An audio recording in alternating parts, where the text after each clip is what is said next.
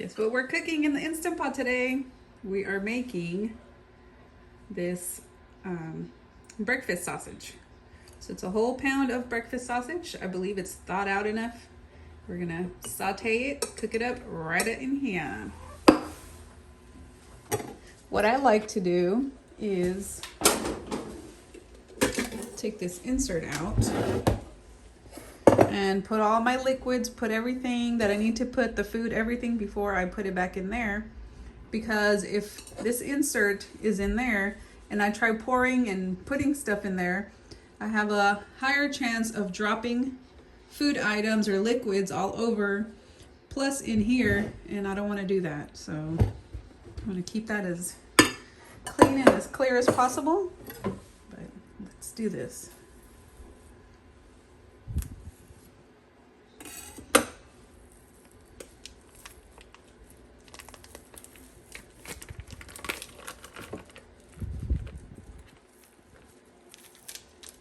Personally, I don't care if it's not heated. It's not heated up yet, because the Instant Pot on the saute mode heats up real quick. Wash my hands real quick. Right. Put this in here.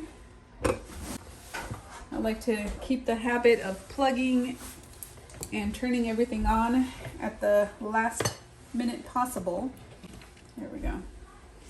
I want to practice for when I have a solar generator. All right, y'all. So we are going to do the saute, which is this button right here. And it does it for 30 minutes. So it will start heating up in here. See if I can't get you closer.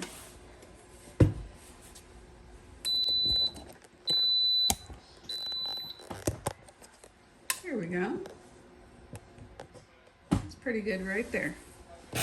So it'll start heating up, and let me start breaking this down. You can put some oil or some kind of cooking spray or something inside here so it doesn't stick, if that's what you want. This has enough grease on its own. I'm not really worried about it. So it doesn't start splashing and everything.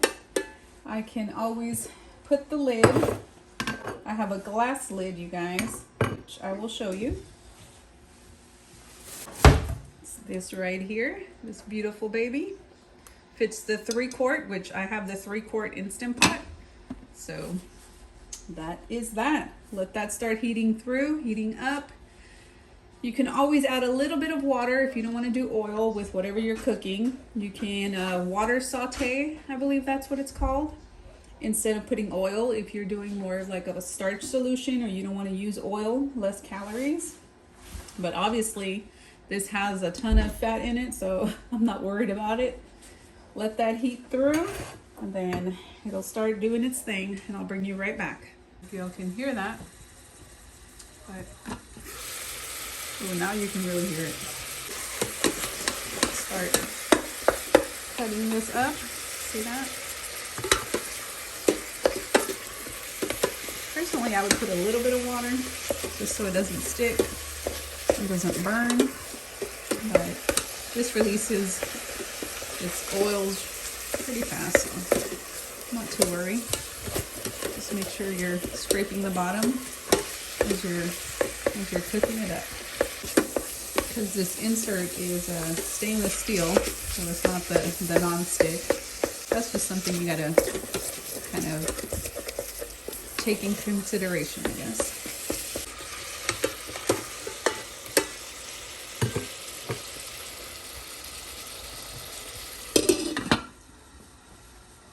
There we go.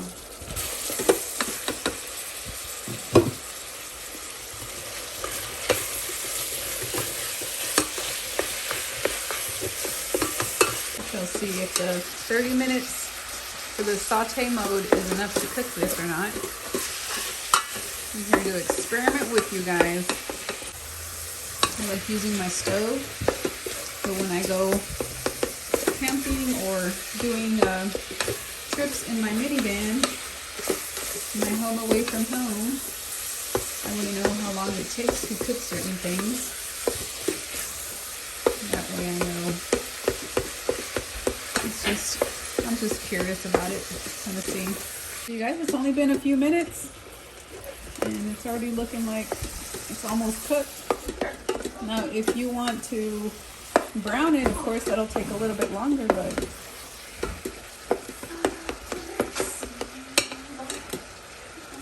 make sure I get everything off of the spoon.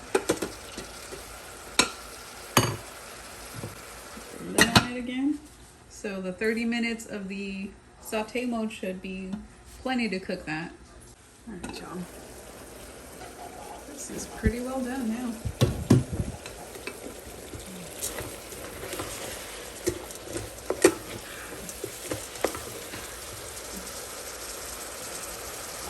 It is done.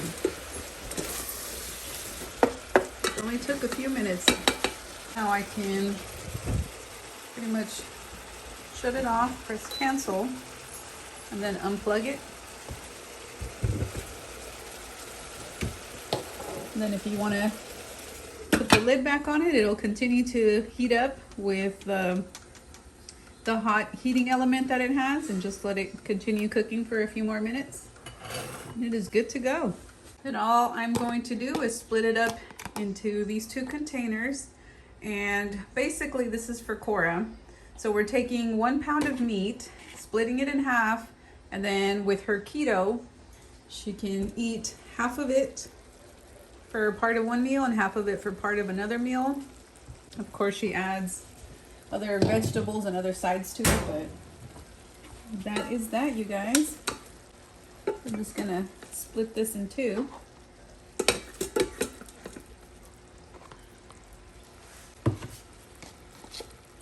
It's still boiling, you guys, and it's been off for a while. I don't know if you can see that down there. That's the power of a heating element, which what I should actually have done is taken the insert out because I don't want it to drop like I dripped right there.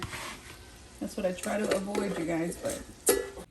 Thanks so much for watching Dia's Frugal Life. I'm Dia, and if you enjoy the content, make sure to subscribe and hit that bell for more future videos.